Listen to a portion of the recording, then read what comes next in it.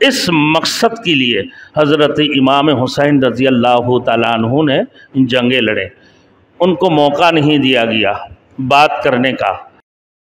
Thanks for watching. Don't forget to like, comment, share and subscribe to Maulana Habibullah Ruhani Official.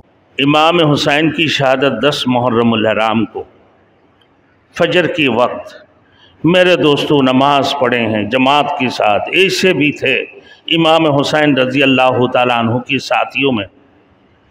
جب امام حسین رضی اللہ تعالیٰ عنہ کی شہادت کے وقت ایسے واقعہ میرے دوستوں کون تھے؟ وہ رسول مقبول صلی اللہ علیہ وسلم کی محبت والے لخت جگر نواسے حضرت فاطمہ الزہرا کا لخت جگر بیٹا حضرت علی ابن حسین، حضرت حسین ابن علی رضی اللہ تعالیٰ عنہ کے لخت جگر میرے دوستوں کس بات کی بنیاد پر؟ ایک سنت نبوی کی بنیاد پر کہ یہاں پر کیا ہو بھائی، انصاف قائم ہو، رسول مقبول صلی اللہ علیہ وسلم کی سنت زندہ ہو۔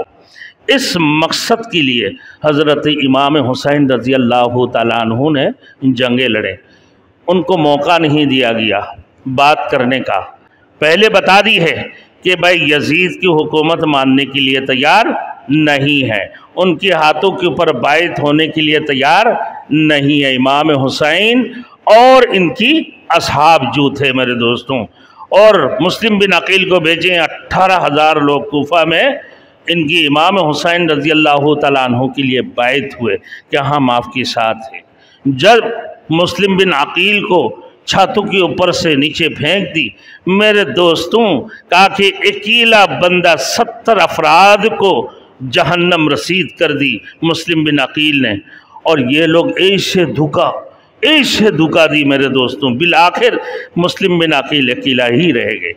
امام حسین رضی اللہ تعالیٰ عنہ کی طرف خطوط بھیجے ہیں کہ آپ یہاں حالت ایسے نہیں، آپ کوفہ میں نہ آئیں، مگر حضرت امام حسین رضی اللہ تعالیٰ عنہ نکل پڑے ہیں کہ رسول اللہ صلی اللہ علیہ وسلم کی سنت کو ہمیں زندہ کرنا، کہ فساد کے دور شروع ہو چکے ہیں میرے دوستوں۔ 60 ہجری کے موسم، 60 ہجری تھے، اللہ کے رسول کی سنت کو زندہ کرنا۔